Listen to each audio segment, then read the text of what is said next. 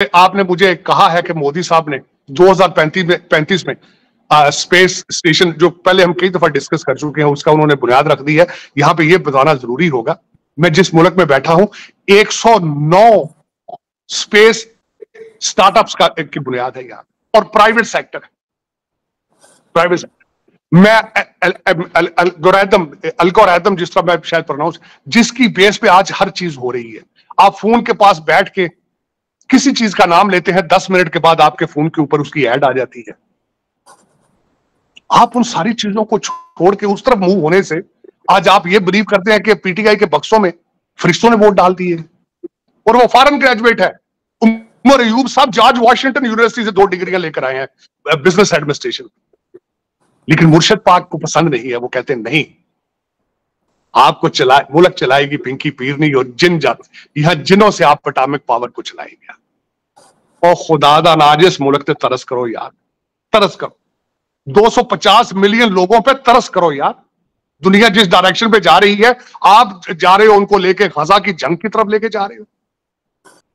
जिस आपको मैंने बताया, सबसे पहले मैं जब उतरा हूं वहां पे, तो वहां पे उतरते ही जो मुझे सबसे बड़ी, जो पिछली दफा नहीं थी मेरे ख्याल एयरपोर्ट पे, देवी एलिया बाई होलिकर का सामने एक पूरा म्यूजियम टाइप, उनकी तस्वीर, उनके स्टैचूज, वो सारी चीजें इंदौर के हिस्टोरिकल, और उनका बहुत बड़ा नाम है। यहाँ जो हॉस्पिटल है वो, उसका नाम भी देवी अहलिया बाई होलिकर, और यहाँ पे एयरपोर्ट का नाम भी यही है, यूनिवर्सिटी का नाम है, हॉस्पिटल का।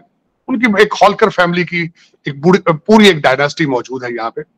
लेकिन सबसे पहले जो आपने बात की कि निकलते ही पहला जो साइन वेलकम करता है एयरपोर्ट से बाहर कि द इंडियाज क्लीनेस्ट सिटी, और छठी दफा इंदौर ने ये टाइटल लिया है कि क्लीनेस्ट सिटी।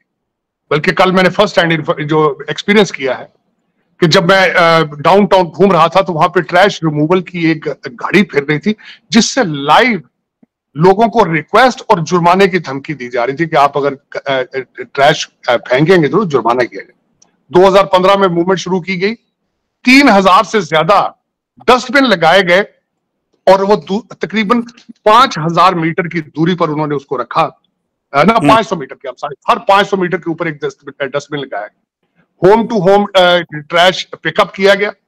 जो अचीवमेंट उन्होंने की है कि उन्होंने वेट और ड्राई ट्रैश को अलग अलग किया उसको, और उसके बाद तो सबसे ज्यादा वेस्ट, उन्होंने एक वेस्ट डिस्पोजेबल अपनी उसकी वेस्ट मैनेजमेंट को उन्होंने इनकम के तौर पे इस्तेमाल किया। और मैं आई वाज शॉक्ड, जो मैंने दोस्तों से पूछा, 2020 के अंदर उन्होंने तकरीबन 14 करोड़ 15 करोड़ के करीब IMS, जो इनकी यहाँ पे मैनेजमेंट है, उन्होंने उससे वेस्ट मैनेजमेंट से पैसे बनाए, वेस्ट, और उसका 8.5 करोड़ कार्बन क्रेडिट से पैसे बनाए। तो नॉट ओनली ये दुनिया के लिए एक मॉडल है कि आप किस, यहाँ पे मैं एक और यहाँ पे ऐड करना चाहूंगा, साउथ कोरिया इस वक्त पहला कंट्री है जो फूड मैनेजमेंट को कंट्रोल कर रहा है। घरों से जो आप फूड प्रेप करते हैं, फ्रूट काटते हैं, उनके छिलके, खाने के छिलके, सब्जियों के छिलके, उनको जब आप डिस्पोज करते हैं तो गवर्नमेंट उसको कलेक्ट करके उसको उसकी प्रोडक्ट्स बना रही है आगे, और इससे वेस्ट, जो फूड वेस्टेज है वो कंट्रोल हो रही है। तो मैं एक तो ये देखा मैंने कि यहाँ पे ट्रैश को किस तरीके से उन्होंने एक इनकम का सिलसिला बना के एक क्लीनेस्ट सिटी। लेकिन यहाँ पे ये जरूर मैं बताना चाहूंगा, गवर्नमेंट तो एक पॉलिसी बनाती है, गवर्नमेंट ने सिर्फ 3000 डस्टबिन बनाए हैं, उसको इस्तेमाल तो लोगों ने करना है। आपने पूरी कौम को ट्रेन करना होता है। कौम जब तक आपके साथ मिलके इस मूवमेंट में शरीक नहीं होती तो वो मूवमेंट कामयाब नहीं होती। एक तो ये मैं एक सबसे, फिर उसके बाद जब मैं एयरपोर्ट से बाहर निकला हूं चीमा साहब, तो मैंने देखा है कि एयरपोर्ट से लेकर इसके अंदरून शहर तक एक मेट्रो का बहुत बड़ा हमंकस मीलों पे फैला प्रोजेक्ट चल रहा है। मेरे जो होस्ट हैं भाटिया फैमिली है यहाँ पे, डिस्ताई फैमिली है यहाँ पे, और यहाँ पे मेरे जो दोस्त हैं सारे, और सलूजा फैमिलीज हैं। मैं उनके बैकग्राउंड में बताता हूँ आप। जब मैंने अपने होस्ट, उनसे मैं खासकर डेवलपमेंट के हवाले से बातें की, तो उन्होंने कहा ये प्रोजेक्ट सिर्फ इंदौर के अंदर नहीं चल रहा, यूपी के अंदर तकरीबन 4 से 6 नए एयरपोर्ट बन रहे हैं, और ये हर स्टेट के अंदर ऐसा हो रहा है। अमृतसर के एयरपोर्ट में हैरान हूं, मैं जयपुर के एयरपोर्ट देख चुका हूं। इंडिगो इस वक्त दुनिया की पहली एयरलाइन है जो सबसे ज्यादा तैयारे इस साल खरीद रही।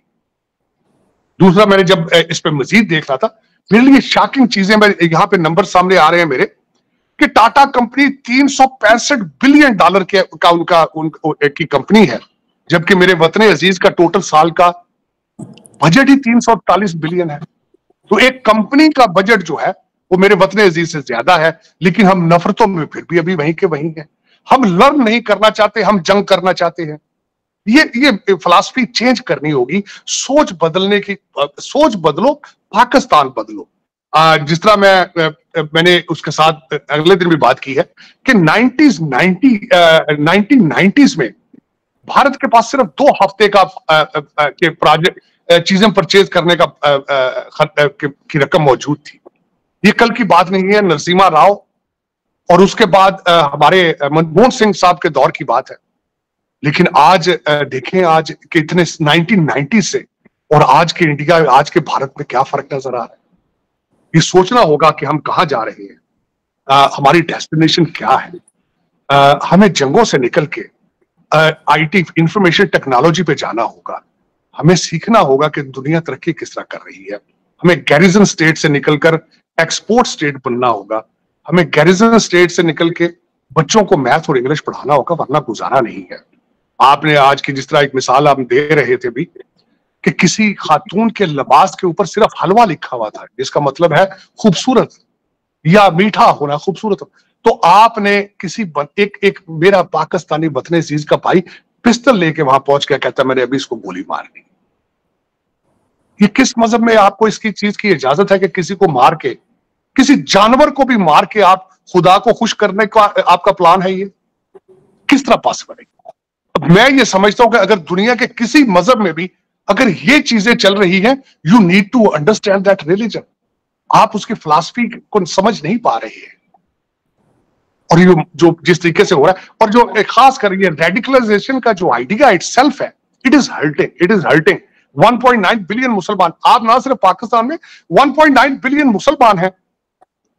उनकी स्टोरियां इस वक्त मशहूर हैं। मैं एक आज सुबह मुझे पता चला है अलजायर के अंदर जो एक नई दुनिया की सबसे बड़ी मस्जिद बनाने की कोशिश की जा रही है, जिसका ठेका चाइना के पास है, और उसके बनाने के अंदर करप्शन है कि उसके नजर आ रहे हैं। कहते हैं अफ्रीका के सबसे बड़े मीनार होंगे, अफ्रीका की सबसे बड़ी मस्जिद होगी।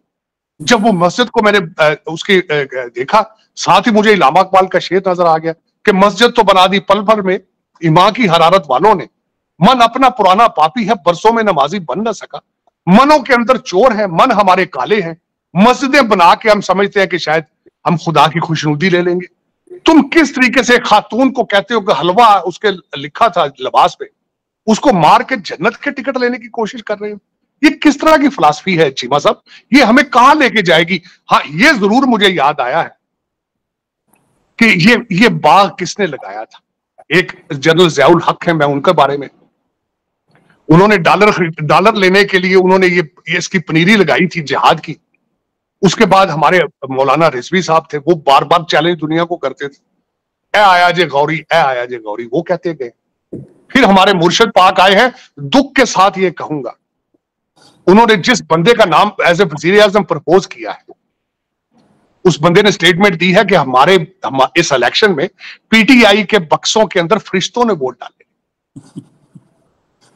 उमर अयूब साहब, जिनका नाम भी एन से शुरू होता है, उन्होंने कहा है कि हम पीटीआई को फरिश्तों ने वोट दिए 21st सेंचुरी के अंदर। तो आप देखें। और दूसरा, आपने मुझे कहा है कि मोदी साहब ने 2035 में स्पेस स्टेशन, जो पहले हम कई दफा डिस्कस कर चुके हैं, उसका उन्होंने बुनियाद रख दी है। यहां पे ये बताना जरूरी होगा, मैं जिस मुल्क में बैठा हूं 109 स्पेस स्टार्टअप्स की बुनियाद है यहां, और प्राइवेट सेक्टर है, प्राइवेट सेक्टर। मैं अल्गोरिथम जिस तरह मैं शायद प्रोनाउंस, जिसकी बेस पे आज हर चीज हो रही है। आप फोन के पास बैठ के किसी चीज का नाम लेते हैं, 10 मिनट के बाद आपके फोन के ऊपर उसकी ऐड आ जाती है। आप उन सारी चीजों को छोड़ के उस तरफ मूव होने से आज आप ये बिलीव करते हैं कि पीटीआई के बक्सों में फरिश्तों ने वोट डाल दिए, और वो फॉरेन ग्रेजुएट है। उमर अयूब साहब जॉर्ज वाशिंगटन यूनिवर्सिटी से 2 डिग्रियां लेकर आए हैं बिजनेस एडमिनिस्ट्रेशन, लेकिन मुर्शिद पाक को पसंद नहीं है। वो कहते हैं नहीं, आपको मुल्क चलाएगी पिंकी पीरनी और जिन जात, यहां जिनों से आप एटॉमिक पावर को चलाएंगे। और खुदा दा नाजिस मुल्क ते तरस करो यार, तरस करो, 250 मिलियन लोगों पे तरस करो यार। दुनिया जिस डायरेक्शन पे जा रही है, आप जा रहे हो उनको लेके गजा की जंग की तरफ लेके जा रहे हो। पाकिस्तान के लाहौर शहर से एक खौफनाक घटना के वीडियो ने सोशल मीडिया को हिलाकर रख दिया। लाहौर के एक रेस्टोरेंट में एक महिला अपने पति के साथ खाना खाने के लिए आई थी। इस महिला की ड्रेस पर अरबी में कुछ लिखा हुआ था। इस ड्रेस को देखकर वहां मौजूद कुछ लोग भड़क उठे। उन्होंने अरबी में लिखे शब्द को कुरान की आयत बता दिया और इसे ईर्ष्य निंदा से जोड़ दिया। इसके बाद सैकड़ों की तादाद में मुस्लिम कट्टरपंथी संगठन तहरीक-ए-लैबैक के सदस्य वहां पहुंच गए और उन्होंने सिर तन से जुदा करने के नारे लगाने शुरू कर दिए। खून की प्यासी इस भीड़ के बीच लाहौर के गुलबर्ग इलाके की एसएसपी शहर बानो नकवी अपने साथी अधिकारियों के साथ वहां पहुंच गई और टीएलपी के कार्यकर्ताओं के सामने चट्टान की तरह खड़ी हो गई। उन्होंने इस भीड़ को न केवल करारा जवाब दिया बल्कि महिला की भी जान बचा ली। लाहौर के एसएसपी शहर बानो नकवी की इस जाबाजी की सोशल मीडिया पर जमकर तारीफ हो रही है। सोशल मीडिया पर वायरल हो रहे इस घटना के वीडियो में साफ नजर आ रहा है कि अरबी लिखे कपड़े पहनने वाली महिला बिल्कुल घबराई हुई है। उसके चेहरे पर मौत का डर साफ साफ देखा जा रहा है। एसएसपी शहर बानो नकवी इस महिला को किसी तरह से रेस्टोरेंट से निकालकर थाने ले गई। टीएलपी के कट्टरपंथियों के भारी दबाव के बाद महिला को माफी तक मांगनी पड़ी। उसने बताया कि वह 5 बार नमाज पढ़ती है और इस्लाम के हर नियम को मानती है। बताया जा रहा है कि यह पूरी घटना लाहौर के इचरा इलाके में हुई। घटना के वीडियो में नजर आ रहा है कि एसएसपी ने अपने हाथों में महिला को भर लिया और किसी तरह से भीड़ के बीच से उसे निकाला। जब महिला को निकाला गया तो उसे काला बुर्का पहनाया गया था। एसएसपी ने बताया कि यह महिला वहां पर खाना खाने के लिए अपने पति के साथ आई थी। जब यह पूरा विवाद चल रहा था तब एक व्यक्ति ने बताया कि इस कपड़े पर कुरान या कोई भी ईर्ष्य निंदा वाला शब्द नहीं लिखा है। इसके बाद भी भीड़ नहीं मान रही थी। आखिरकार पीड़ित महिला को ही माफी मांगनी पड़ी।